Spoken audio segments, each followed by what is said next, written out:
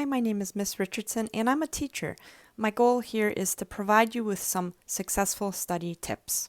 We all have different learning habits. Some of our habits may be good, some of our habits may be bad.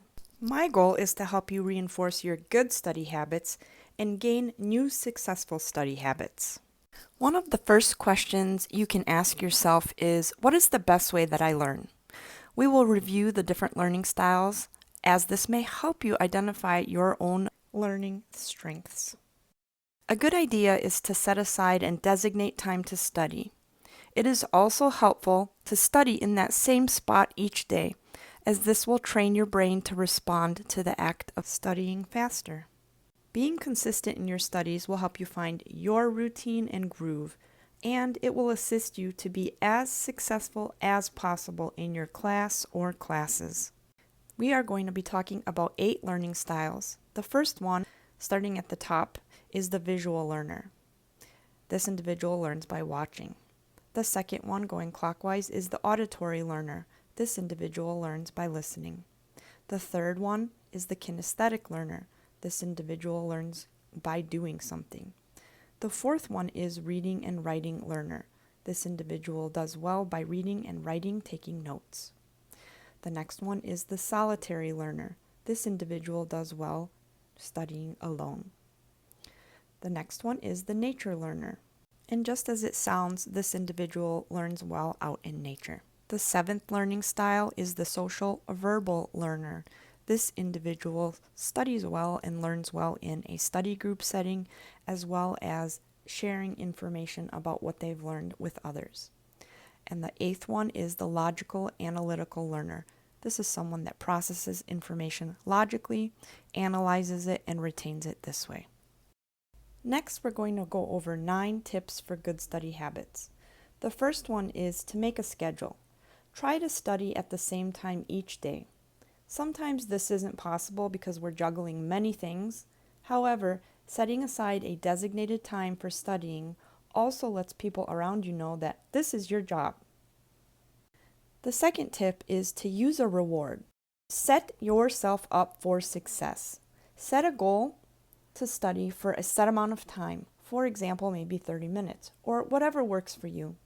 And then reward yourself with a few minutes of screen time or some other enjoyable activity. Then go back to studying and follow this pattern back and forth. Third, find a quiet study space. Studying in the same spot each day allows your mind to focus faster on the act of studying versus trying to make sense of your new environment and sorting through learning new ideas. The 4th study tip is to make flashcards. Creating flashcards is a helpful tool for learning and reviewing medical terms or any course information that you are studying. The 5th tip is to take notes.